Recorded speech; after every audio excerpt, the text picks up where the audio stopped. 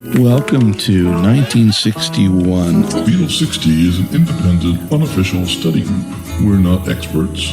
We're like diligent students. We follow their experiences in real time. Well, I'm a low down blues machine. You know what I mean?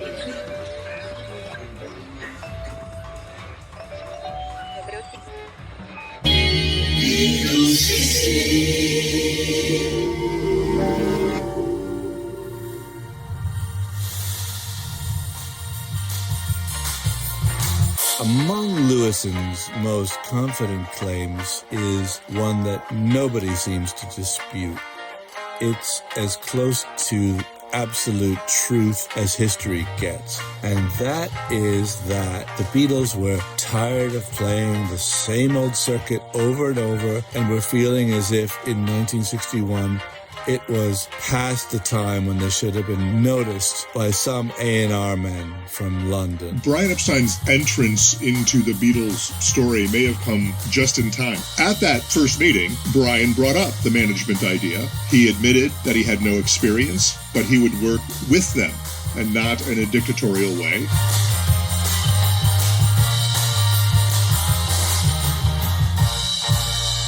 Hey listener, welcome again to Beatles 60 with Andy and me. Andy, on our timeline, Brian's first, maybe first, in-office meeting with our boys was 24 days since they last, or first, I should say, connected at the Cavern on the 9th of November. Is that right? Yeah, it's about right. The official meeting or meetings were around the end of November or beginning of December. So, yeah, less than a month.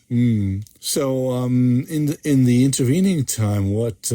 we've had a month now. What had the Beatles been doing? Give us a 30-second summary. Well, the same old for John, Paul, George, and Pete. The last 21 days of November, they played 26 shows. 13 of them were at the Cavern Club. They were also regularly playing in Pete's basement. Ba-dum-bum. Ba-dum-bum. Yeah, that's the Casbah Coffee Club. And various other venues all over Liverpool, including Naughty Ash Village Hall, the Merseyside Civil Service Club, several others. Playing just about every day was what they had been doing for over a year now. It's just the same old kind of for them, wasn't it?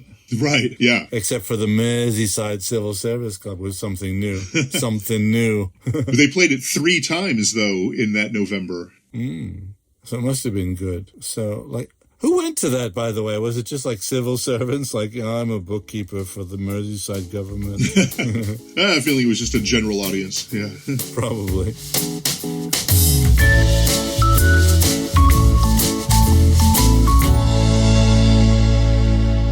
What was Brian doing in this month-long period? I guess he was kind of busy, right? Well, yeah, think about this, right? Brian had met the Beatles in the Cavern Club, but there was no talk of management yet.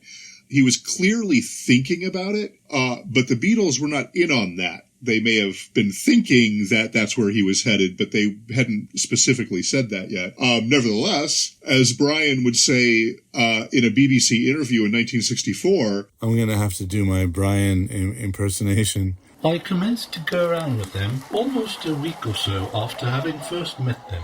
In other words, he started going to their shows regularly, so he showed up all the time to watch them play. He told his closest colleagues about it, Peter Brown, Alistair Taylor, for example. He took the disc of My Bonnie home and played it for his parents, Harry and Queenie, and told them that he was going to manage the Beatles.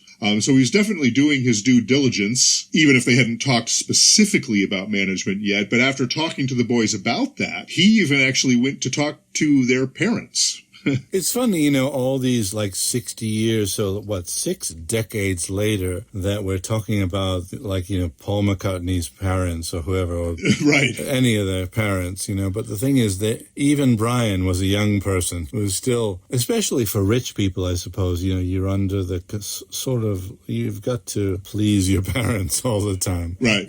Brian was in that position for sure, yeah. Absolutely, with Harry and Queenie. Yeah. Go, go, go, little Queenie.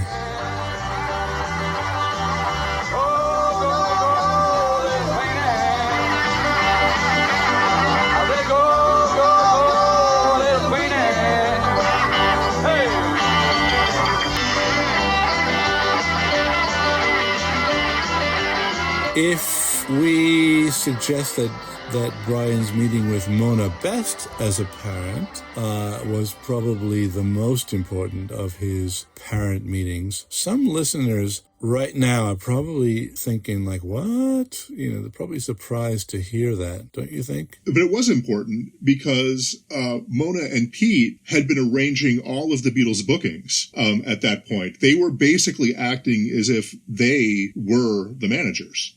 So it was very important for Mona to be on board with the idea. It apparently wasn't that tough. In Pete's autobiography, Beatle, the Pete Best story, which is a couple decades later, he quoted his mother, Mona, as saying about Brian, here's the quote, "He seemed to be the type of person who could do things for the Beatles." So she seemed to be happy about it.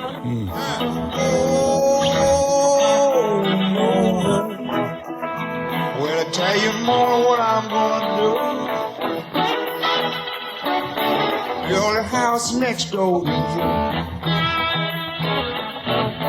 Then I'd see you sometime. We both kisses through the glass.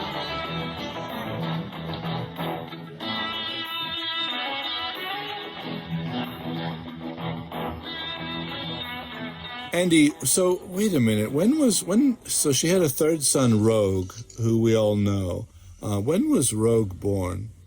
In the summer of 62. So, summer 62. Let's count backwards. So we're at the end of 1961. So she might not have known at that time that she was already pregnant with her third son. Do we know, and does it matter? Yeah, she likely would have known sometime around this time, but yeah, who knows when exactly it was. And I think that at the time, that day and age, that situation did make a difference.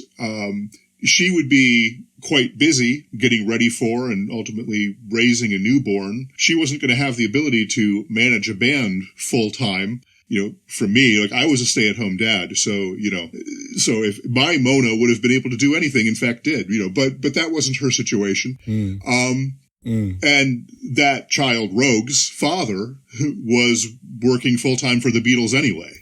It's funny how all of this comes around sort of full circle, where you being a stay-at-home dad, that John Lennon was such a role model by the time he sort of evolved, you know what I mean? Yeah. It wasn't really a thing before that, where it's very respectable at now, where it just wouldn't have been, say. Right. Yeah. It would have been weird then. Yeah. Right.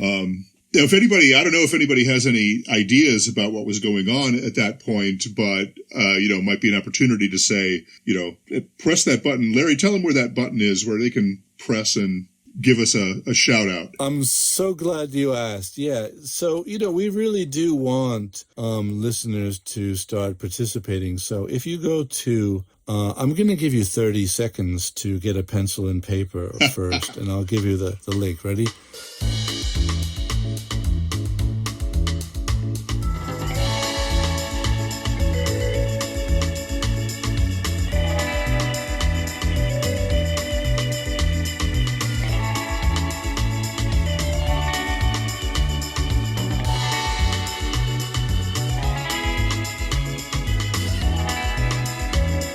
Okay, so here it is. Write this down.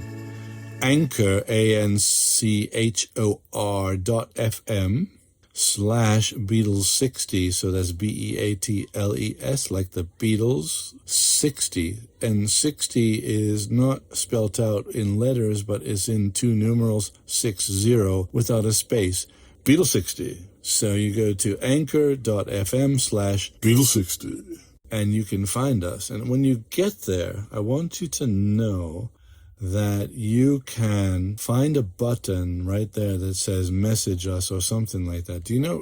Andy, do you remember what the button says exactly? I think it does say message us. Something like that, right? Yeah. So go ahead and try it. We haven't had anybody yet. We'll repeat this at the end of the episode. The thing you need to know is that whatever you say, we'll just reserve the right to broadcast. Unless you say, like, fuck off, Beatles60, Andy and Larry.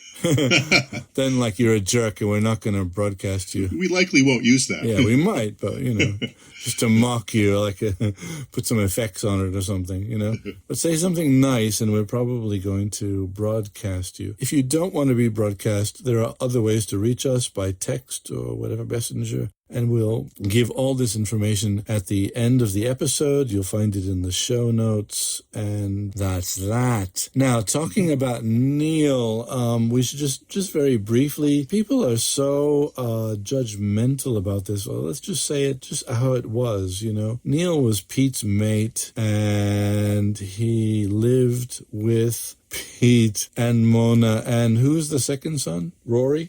Rory, yeah. And her second husband was already off somewhere else doing something else, right?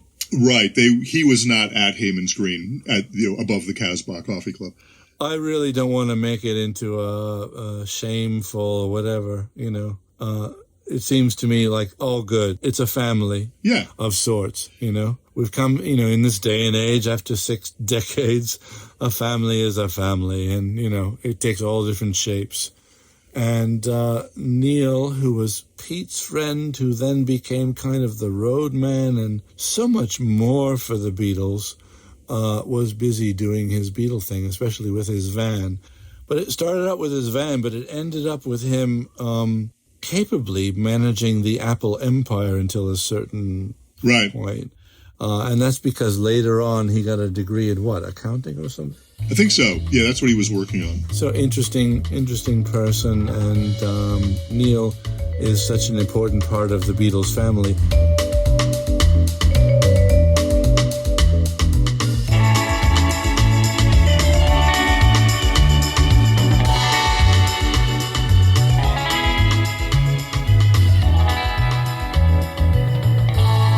Andy, people in our groups and pages, people who subscribe to our Facebook pages or people on Twitter have plenty of sort of rock business experience, or just say showbiz, as John Lennon once said. Because Americans always ask showbiz people what they think about it, so do the British, Showbiz, you know how it is.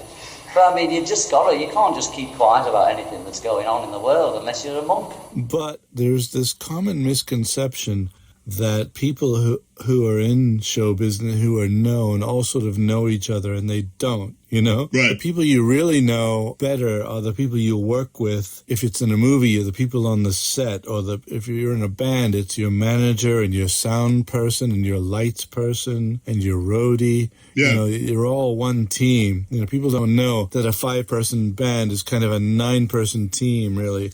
And that's just how it feels. And the same is absolutely true of the Beatles. George got to know Dylan in 1968 and then later on, of course, with the Wilburys. But generally speaking, even though Paul and Brian Wilson were born the same day, I don't think they really connected a lot. They were listening to each other in the 60s, in the mid-60s and late 60s. But I don't think that they connected a lot. Brian was more relating with the Wrecking Crew and the guys in his band. Yeah. And with the Beatles, I don't want to sound like such an expert, but basically a lot of people, I guess this is something that I used to misunderstand and now I understand, so I feel like an expert. But, the people that were around them, like when they toured, there were very few of them. There was Mal and who else? Brian. Brian. Oh, and Neil, yeah. And so, we see John sitting in a car with Dylan when Dylan did his tour of England, when he went electric, right? Yeah. And it's not surprising that's awkward, is that John is good with people who he really knows, or knew, I should say. We always talk about him like he's alive, right? But he is as far as our project is concerned. Yeah, oh, absolutely, right. 60 years ago, he's well and alive. And so is even Stuart Sutcliffe. Yes, yeah. People should focus in on, especially now that the Get Back thing has come out. We see Mal all over the place. I haven't seen it, but I know that he's there. Yeah, he is. That these people, so Mal and Neil, and then the NEMS people, who was it, Peter Brown? Was Peter Brown with NEMS? Peter Brown, and even people like Tony Barrow. And then Tony Bramwell as well, right? Right, yeah. Alistair Taylor, eventually Derek Taylor. Derek Taylor. Okay, I mixed them up. Okay. So a couple of Taylors. The thing is, it was always a small family. I guess eventually, of course, Paul started getting around London, so he made friends at the Roundhouse or UFO or, what was the bookstore? Was it the Indica? Okay, so Barry Miles. Right. So he befriends Barry Miles at Indica, and they're like connected loosely through EMI and also through just the scene in general, to Pink Floyd and other sort of psychedelic bands happening at the time. But even still, they were like a small group, would you say? Yeah, I think it was a pretty small group, yeah. Like a family. I just thought that Neil is not just a name, he's really important. He's more important. Yeah. He's more important than it seems from the outside. From the inside, Neil would be like a whole chapter or more, Yeah, right. That's our mantra. Neil matters. Yes, we'll have like protests and riots. Neil matters, Neil matters. Neil matters. Neil matters. Ever that first night, I went nearly every night to see them, and that's how it started. When I went down the stairs and looked at the stage, I was just amazed how beautiful these doors looked, and being a photographer then, it was a photographer's dream. In fact, it was my dream, because I always thought I would like to take pictures of young boys who looked like them. And then when I heard the music, it was even more fantastic for me. So with a lot of grease, and they wore really mad clothes, sort of not very clean but unusual. Like John had a leather jacket on, and Stuart had a real proper suit jacket on.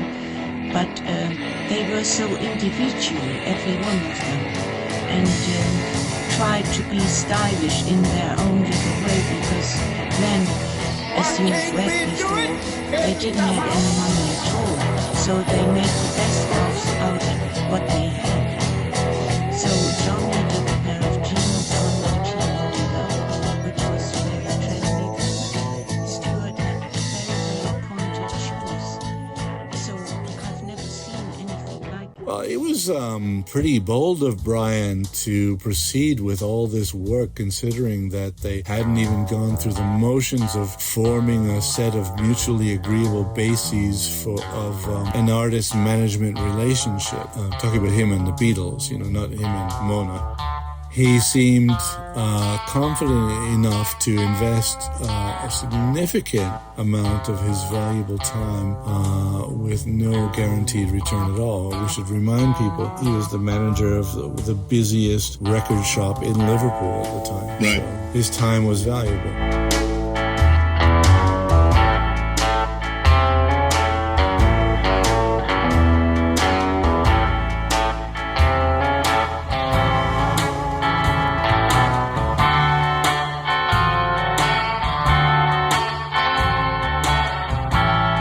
Now, I'm going only on Lewison's book in this case, so wait, let's explain the importance of his books for the few listeners who might not know who we're referring to.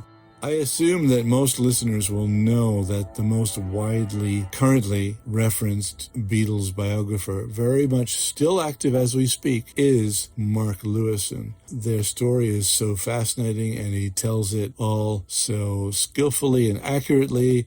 It reads almost like a novel. He's got most of the data. He's got like clippings from Liverpool Echo, not even just dealing with like Beatles stuff, but he's like searching just everything, the whole context of everything, you know. There are so many others also, though, around us online who are actual historians or sort of lay historians like us. Aside from Erin Weber, or Weber, I don't know how she pronounces her name, we're mostly men, and men, we're almost wired for competition, you know, whether we admit to it ourselves or not. So now his narratives are the ones that we all dream of poking holes in. Anyone trying to peddle a more informed story now has to try to one-up this almost universally trusted oracle who seems to know the Beatles better than the Beatles themselves, even. The best chance anyone has, any of us,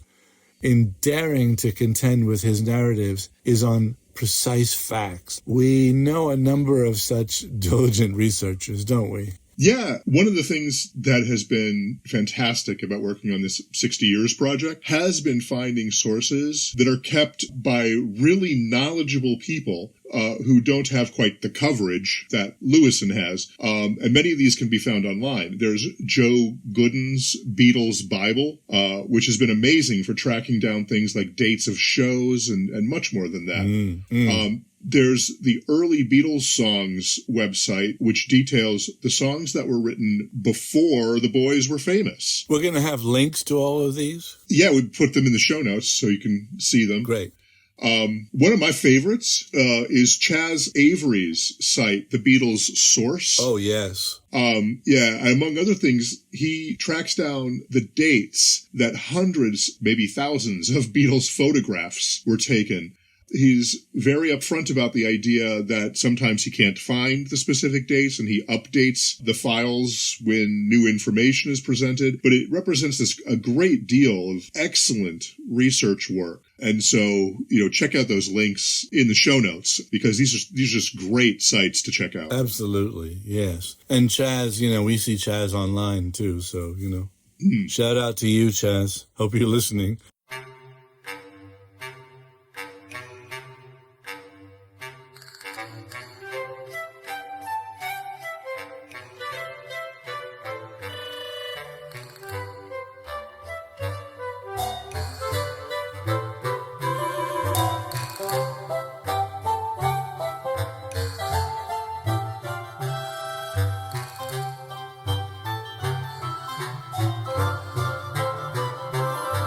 Among Lewison's most confident claims is one that nobody seems to dispute.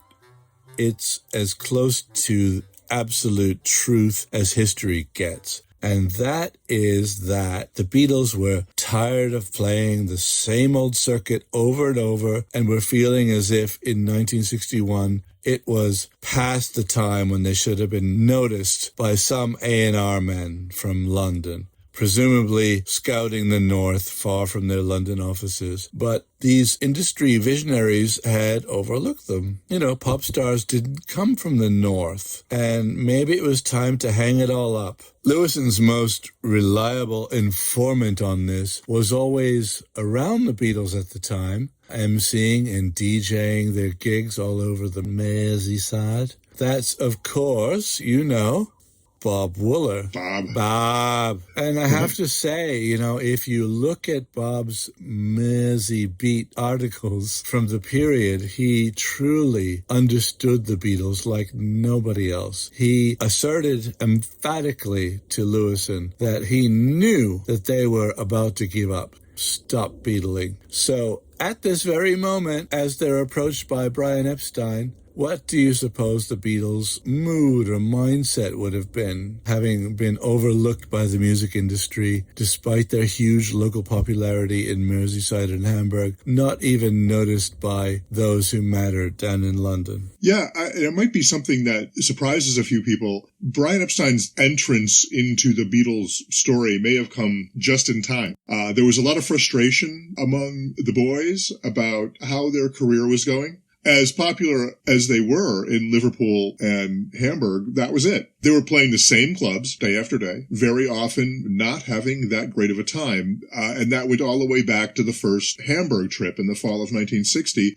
They played long hours for not much money, worked for a tyrannical club owner, and were in shocking accommodations. Yeah. By just about exactly a year before the time that we're talking about now, George was deported for being underage. Paul and Pete were arrested, charged with starting a fire in their room, and then deported. John came home to Liverpool a few days later and didn't even tell the others he was back at first. He would ultimately say that he questioned the idea of continuing, worried that he would end up playing in dive bars for his whole life. There is the problem. Yeah. There it is, right there. And the frustration, it caused them to start kind of acting out. They were late for shows. They were considered hard to work with. By the time Brian Epstein showed up, promoters were already starting to limit the number of shows they would ask the Beatles to play. And that kind of brings us to the official meeting or meetings between Brian and the Beatles. Brian only mentioned one meeting in his autobiography, but there is compelling evidence from Pete, from Bob Wooler, and even Brian later that suggests that the first meeting was actually on November 29th. It's a nitpicky detail, perhaps, but it does actually serve to explain some of the things that happened.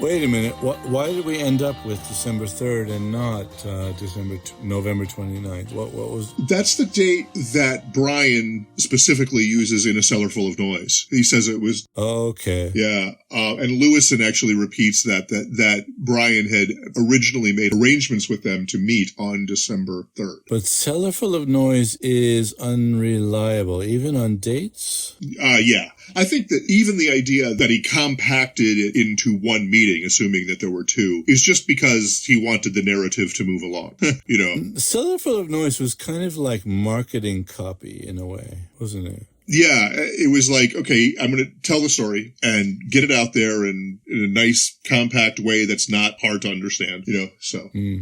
But in any case, at that first meeting, Brian brought up the management idea. He admitted that he had no experience, but he would work with them and not in a dictatorial way.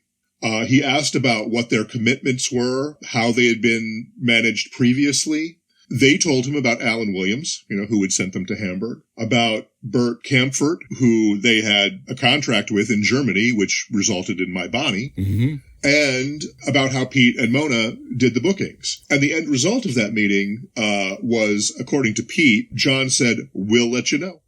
The interesting thing is that's November 29th. By the time of their second meeting, which was 5 days later on December 3rd, at that point, Brian had already talked to Alan Williams and had contacted Bert Kaempfert. Wait.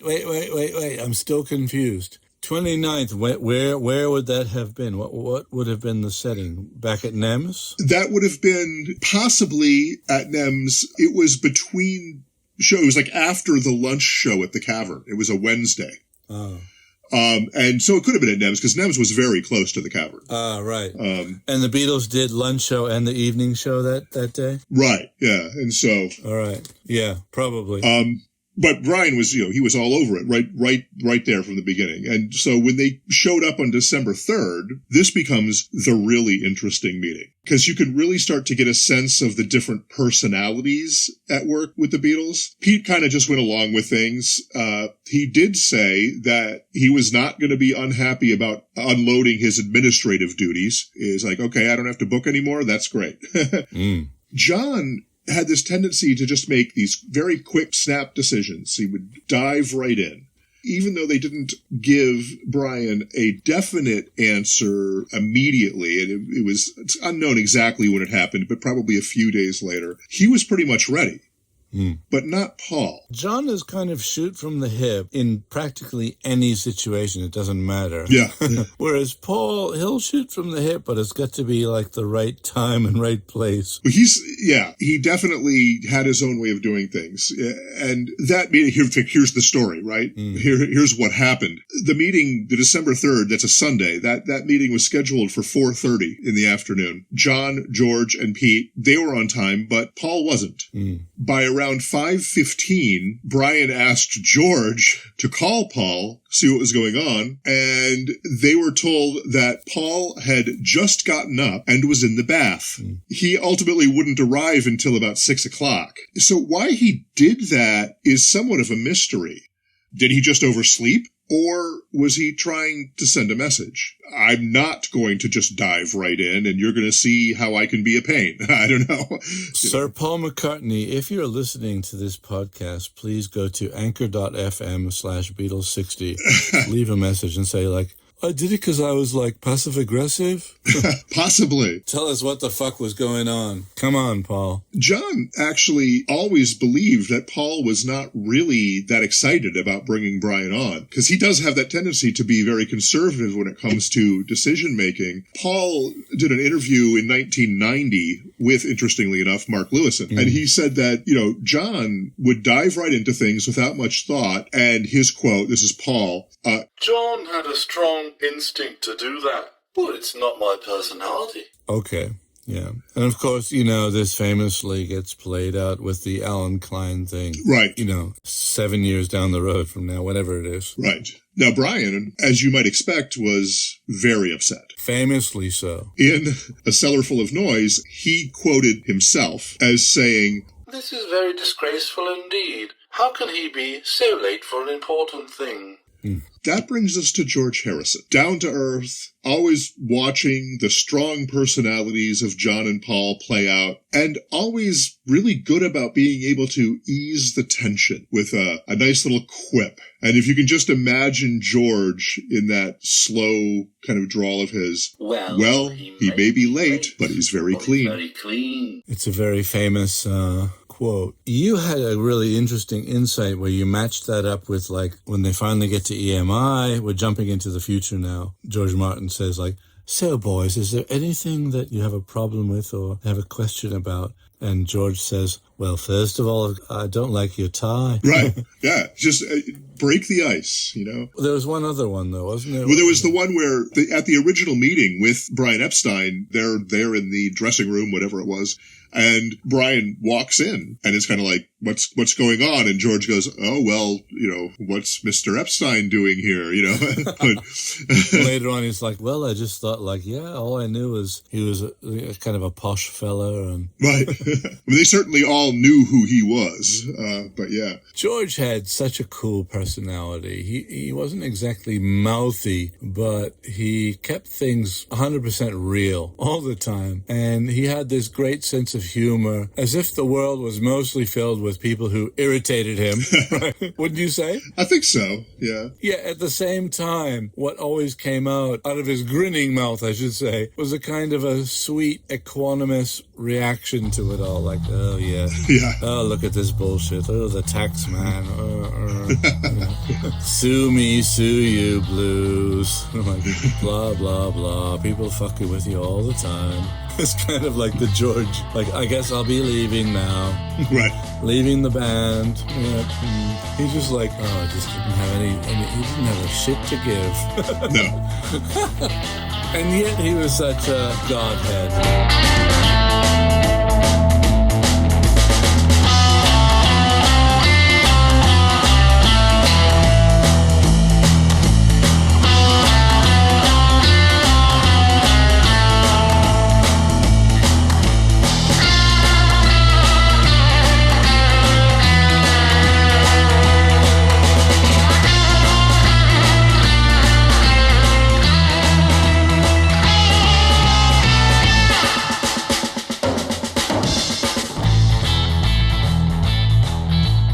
anchor.fm/Beatles60.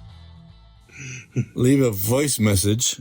We'll actually include you in one of our podcasts. Nobody's done it so far. Probably because very few people reach the end of our podcasts. I don't know about that. Yeah. I don't know either. Who knows? Anywho, I thought now we might do a little bit of like extra time thing. Talk about what's so special about 60 years. It is weird, isn't it? Right? We're unusual, aren't we? I think it is. To me, there's nothing magical about 60. It's just, that's kind of where we were. But yeah, I think a lot of kind of anniversary things or 50th anniversary or things like that. Right.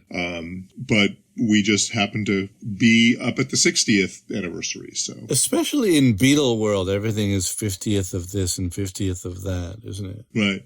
I mean, the first big one was, of course, in 1987 when it was 20 years ago today, you know, for Sgt. Pepper. Yeah. Right. But after that, the 20 years was gone. So.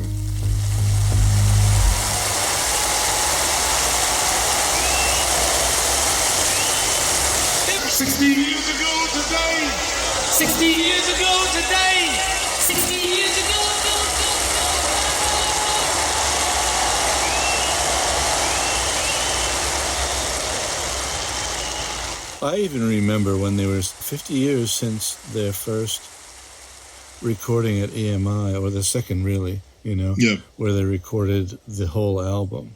Please Please Me, which is most of VJ introducing the Beatles, which was so important to me at the time when I was a little tiny little kid. Mm-hmm. And that's when it occurred to me, it always occurred to me that I'm turning 60 and, you know, by the time I was 3, it's right before they landed in America, and I was totally into them, and even as a little kid, but didn't understand anything. You know? It kind of doesn't matter. I think that the end of the baby boomers, all of us are like born around 1959 or 60 or 61. We're often forgotten, but the last boomers, the thing that's special about us is that we had older brothers and sisters, so we were like little kids watching Ed Sullivan. Yeah, it makes sense, yeah. I used to think I was the only one. Then I found that on Facebook, like, no, there's millions of us, you know. Everybody talked about it, like, oh, I remember. Well, of course you do. That was like one of the biggest broadcast events in history, you know. Well, I always worry that if people actually, people who follow the Facebook page especially, if they actually knew my age, they would probably, you know, think, you know, what gives you the right to call yourself Barmy Old Codger, considering that, you know, I was born, you know, on the day that the Beatles played Ed Sullivan, so. Yes. I knew this. So I didn't see it. Born, yeah, no, you were born that day. Right. Right. I think each of us measures time that way. I was born the day that George was evicted from Germany, you know, and Grant was born right at the end of the recording of Rubber Soul, you know. Well, younger than me then. Okay. But the thing about 60 is really not a bad number, though, because people are still alive and on Facebook and on social media who were there at the time. There were people in our group who played at the Cavern at the same time, you know, or knew the Beatles, you know. They're just like guys around town. Saw a message today, because I had posted a picture today of the Cavern Club membership card. And got a response to that from someone who said, yep, I've got mine, you know, autographed by Paul. Yep. Yeah. I never knew that, you know, until I started doing this.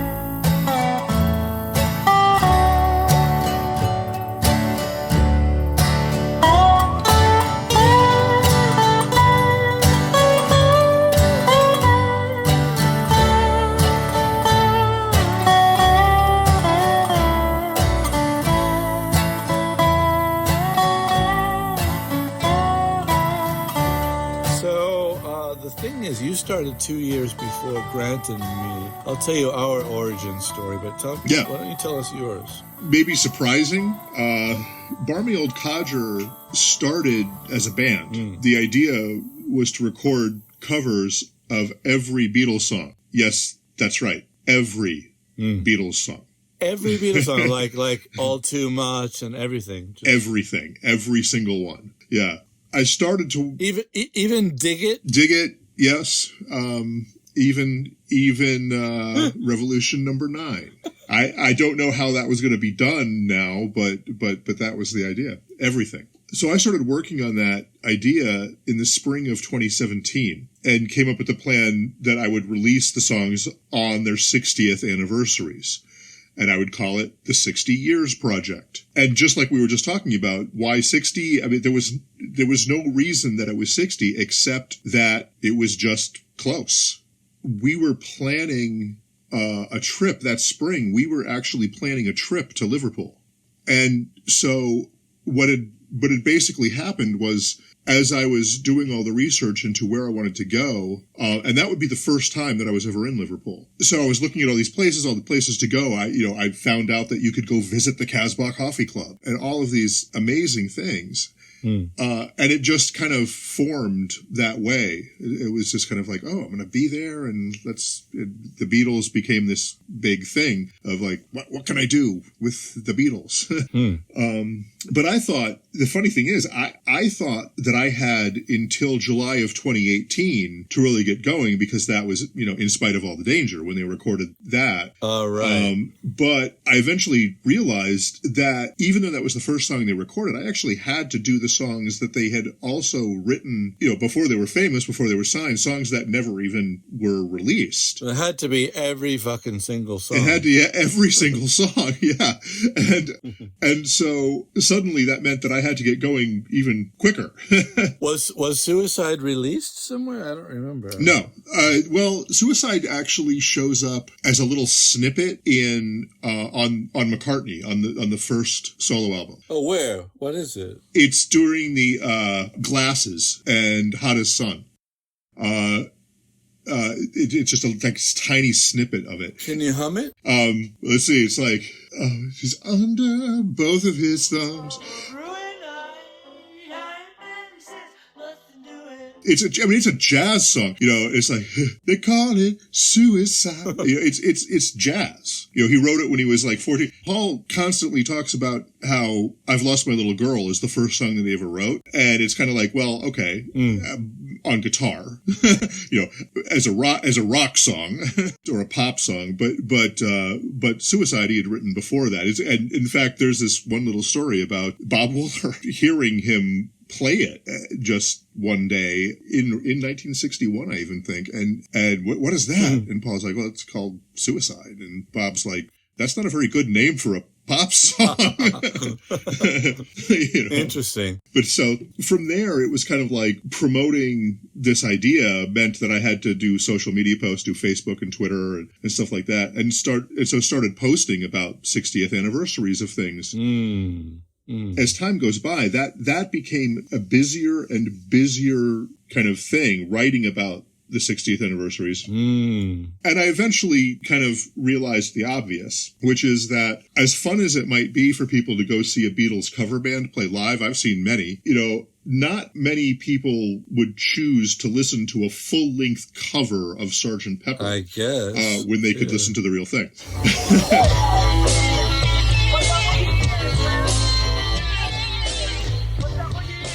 Cover of Sgt. Pepper.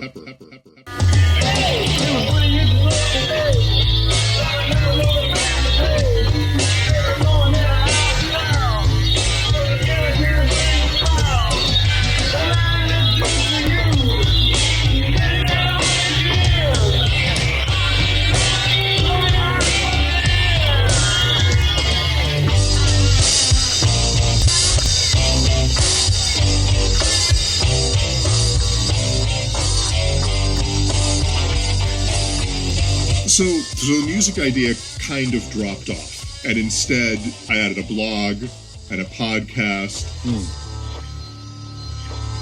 And you can actually hear some of the songs if you want to on SoundCloud. We can actually include that link. Not all of them are there anymore, but some of them are still there. I've heard some pretty good. Yeah, well, thank you. And the thing is now, of course, since we were a band, there was a few other people involved, and so we still do music, but a different kind of thing, like originals. And so we'll have an album out next year under the name Norman Keep. You sing with a really low voice though every song. Can you do falsetto? Or, yeah. Like what would you do when it came to like Long Tall Sally? Long Tall Sally. Well, part of what was happening, and this already did start happening, was that I had this idea that it was going to be all sorts of guest guitarists, guest singers, things like that. Already, one of the songs that we did actually was sung by someone other than me. I'm actually being encouraged now to sing higher. Can you do it? Give us a moment. Give us a few bars. You go like, ah! No, you can do it. That's a falsetto, though. That's falsetto. Yes. That was excellent, though. My voice is definitely low. Yes. And I've definitely kept it very low purposefully, but people are, like I say, there's other people that were involved in this recording, and we're doing it as we do it. It's kind of like... I think you should kind of lead the horse in the direction it's going, and since your voice is really sort of Dan Aykroyd-ish, you should do Blues Brothers instead, Hey, rubber biscuit? Yeah, not really what I've ever done. What's really funny about you saying that is that people used to, this is poignant now, for a specific reason, but people used to tell me that I looked like I could be Dan Aykroyd's brother. What? Yeah, and... So probably you have to play him in some biopic eventually. Well, and so I would make the joke. What do you mean? You think I look like Peter Aykroyd? Because Dan Aykroyd had a brother named Peter Aykroyd. He actually just passed away last week. Oh. So that was that. Oh. Yeah. I did not know that. Yeah. So it's interesting that apparently there's a sound like Dan Aykroyd as well. So...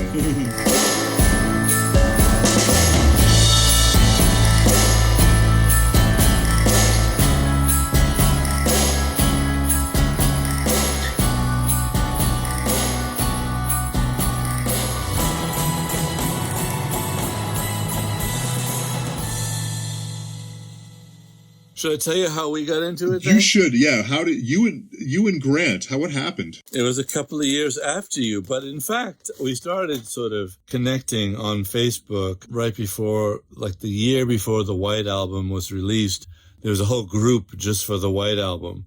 And we both were I know you're really into the White Album. Oh, yeah. And we are. And we just had, it was one post where I just posted a huge post and he said yeah, that was an essay, man. He wrote an essay on that one. He said, he commented. And I was like, is this guy putting me down or what? And it turned out that we were of a kind of a similar mind. So it was one of the first people I actually bonded with who I didn't really know in real life. Right. On Facebook. We really did bond. And then after a couple of years, a year and a half ago, I somehow sensed, I don't know, maybe I read somewhere 60 years they were going to go to Hamburg. I don't know how it came to my mind. It was just lucky. I didn't know how accurate I was, really. But I messaged him and I said, hey, because we were into, like you said, there's 50 years groups, 50 years celebrations, 50th anniversary things all over the place. 60 is a bit weird. But the thing is, I'm just over 60, so 60 years. And again, the people from that time are still living, And then we get to the very beginning of the Beatles, even if you jumped in now, it would be very early days, wouldn't it? Right, yes. Somebody could jump in right now and just start. You could kind of start on the day of the signing or even the day of the first official release or something. Yes. There's still lots of time for others who want to jump in. Yeah. But just by magic, I happened to mention to him, hey, Grant, by the way, what if someone was going to make because there already had been a 50 years ago group on Facebook. Mm-hmm. It still exists, but after Let It Be, they stopped posting. Right. But I always thought it was really cool. I thought it was a cool idea. And, like, I know 60 is weird, but I thought, Grant, what if we did, though? He said, like, I asked him, would now be a good time? He's like, now would be the perfect time. Because they were like 2 days away from hiring Pete, and then a few days away from getting in that van with Lord Woodbine and Alan Williams and Mr. Chang, whatever his first name was. Yeah, I don't remember. It was Beryl's brother, right? Beryl's brother, right. Yeah. And Beryl also went, or no? Yes. Yeah, so also Beryl. This ragtag group made that trek across the channel, or not really, not the channel to France, but to the Horn of, what is it called? Don't know. Horn of Holland? I'd have to look it up. Whatever the fuck it is, the Horn of Holland or whatever. And, you know, they did that they put their van on a... Hoisted it up. Yeah. So they got on that ferry and then they landed and then it was like amazing. And then, you know, it was the perfect time to get into it. And we had never even heard of your efforts. And then we've been doing it for about a month and then we discovered you. And I thought, oh, fuck. Wow, there's somebody already doing this, you know? That was only a month? That we discovered you? Yeah. I guess I just assumed that you had been at it for longer than that. I don't know. Maybe it was a little longer. Yeah. Maybe. I don't know. When did we first contact you? Oh, I'd have to look that up too. It was. I have to look that up. I don't know. But yeah, I mean, but you know, of course, Adam T. Mason takes credit for putting us together. Is that true? Yeah. Once we found what you were doing, it was just like, well, we can just like drop out and let him go on.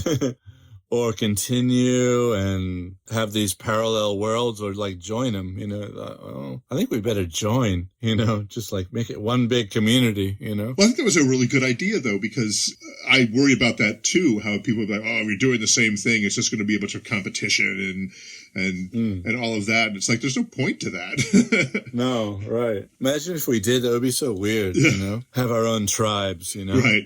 So I know that there are definitely people that follow both. There's even some people that I could name that I know follow both Barmy Old Codger and Beatles 60 and, you know, 60 years ago today. Yeah, some of the regular contributors I see all the time, you know. Yeah. And it's just like, you know, we should become like a movement, you know. I think by the time it gets to Please Me or something, it's going to start, you know. I think it will, yeah. I think newspapers should pay attention to us, really. You know? We have a lot to teach them because they get a lot of things wrong, you know, in the sequence. How do we end this? Well, you say, well, that's enough for this week. That's usually it, isn't it? Yeah. Well, there you go. But I want to emphasize to everybody, we really, really want, don't we, Andy? To hit that message button, yeah. Hit that fucking message button. So I had to say fucking because we have an explicit rating. So, Andy, say some dirty word. Bum. Oh, that was pretty good. That's a Python reference, so, you know. Intercourse apparent. Yeah. So that gets us our E rating. Yes. We really want contributors. We want to hear your voice, and we want to play your voice on our podcast. So please go to anchor.fm/Beatles60, where Beatles60 is BEATLES 60, with no space, no line, no nothing. Just Beatles60. Yes. All continuous. Character, number. Okay? Numeral, I should say. To be precise, for all you computing people out there, it's not a number, it's a numeral. So we're going to be semi-monthly from now on. We're going to do the first half of the month, second half of the month. So see you all in the second half of December. Boy, I've really rambled. I've rambled on. It's a rambling one. Ramblin' Rose. Goodbye. Goodbye.